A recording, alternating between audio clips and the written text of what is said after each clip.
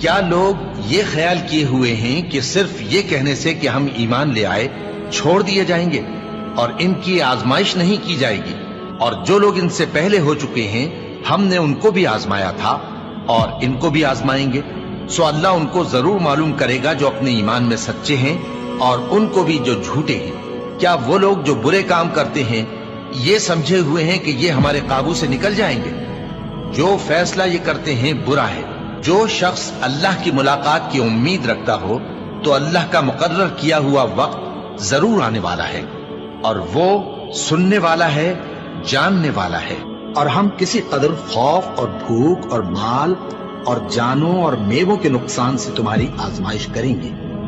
और सब्र करने वालों को बिशारत सुना दो कि उन लोगों पर जब कोई मुसीबत वाक़ई होती है तो कहते हैं कि हम अल्लाह ही का माल हैं और उसी की तरफ लौट कर जाने वाले।